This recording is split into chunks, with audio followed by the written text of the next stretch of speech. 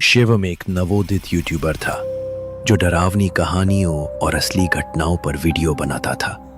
उसकी वीडियो को अच्छा रिस्पॉन्स मिलने लगा था, लेकिन अब वो कुछ ऐसा करना चाहता था जो सबको जग छोड़ दे। एक दिन उसे एक पुराने गांव नरकटिया की हवेली के बारे में पता चला, जहां लोगों का मानना था कि वहां आत्माओं का वास है। उसने अपने दो दोस्तों अंकित और रुचि को अपने साथ चलने को कहा। वे दोनों भी तैयार हो गए क्योंकि ये वीडियो उनकी चैनल को जबरदस्त पॉपुलैरिटी दिला सकता था। गांव वाले उन्हें वहां जाने से रोकते रहे, लेकिन शिवम ने कहा, डरना नहीं है, रिकॉर्ड करना है। हवेली गांव के किनारे वीरान इलाके में थी।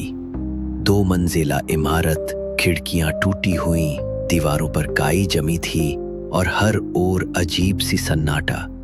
जैसे ही उन्होंने दरवाजा खोला, एक तेज हवा का झोंका आया। अंदर खूब अंधेरा था और एक अजीब सी बदबू हवा में खुली थी, जैसे सड़े हुए मांस की।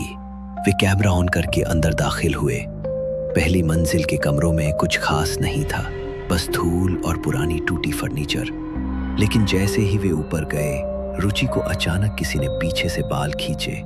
उसने चीख मारी, पर पीछे कोई नहीं था। मजाक मत करो, रुचि चिल्लाई। शिवम और अंकित हैरान थे।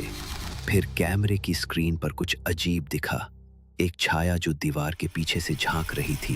वे जैसे ही उधर दौड़े, वहां कोई नहीं था। एक कमरे में उन्हें एक पुरानी संदूक मिली, जिसमें एक चिट्ठी और एक डायरी रखी थी। चिट्ठी एक औरत ने लिखी थी, जिसका नाम कमला था। उसमें लिखा था, अगर कोई ये पढ़ रहा है तो कृपया इस हवेली से दूर चले जाओ। मेरी आत्मा यहाँ कैद है। मेरे पति ने मुझे यहाँ जिंदा जला दिया था। अब मैं किसी को चैन से जीने नहीं दूंगी। रुचि कांपने लगी। हमें अब निकल जाना चाहिए। लेकिन शिवम जिद पर अड़ा था। हम यहीं रुकेंगे पूरी रात, यही तो कंटेंट है। रात गहराती गई। हवेली की हवा भारी हो गई। हर कमरे से आवाजें आने लगी, जैसे कोई औरत करा रही हो या किसी के कदम हो। कैमरे की बैटरी खुद ब खुद 80% से 5% पर आ गई। अचानक अंकित गायब हो गया। उसे आवाज दी गई, हर तरफ देखा गया, लेकिन वो नहीं मिला। फिर उन्हें एक कमरा दिखा, जिसका दरवाजा आधा खुला था।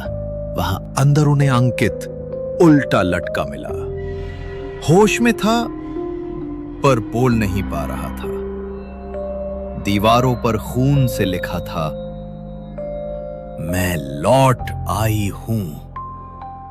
एक पल के लिए सब शांत हो गया, लेकिन तभी एक औरत की डरावनी हंसी पूरे घर में गूंज उठी। सामने वाले शीशे में कमला की आत्मा दिखी। जलता हुआ चेहरा, सूजी हुई आंखें और राख की तरह काले बाल। रुचि बेहोश हो गई।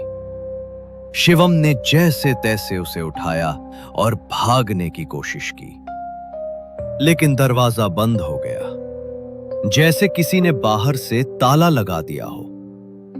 फिर आत्मा ने बोला, तुम्हें भी वैसे ही जलाऊंगी जैसे मुझे जलाया गया था।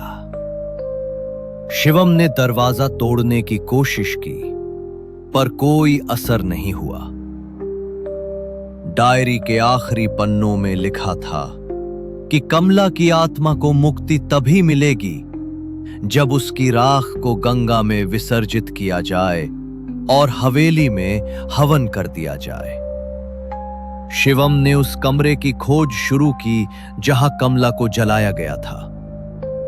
नीचे तहखाने में एक जगह मिली, दीवारों पर जले हुए हाथों के निश। सुबह होते होते सब शांत हो गया। अंकित को होश आ गया। रुचि उठ चुकी थी। तीनों ने कलश को लेकर गंगा में विसर्जित किया।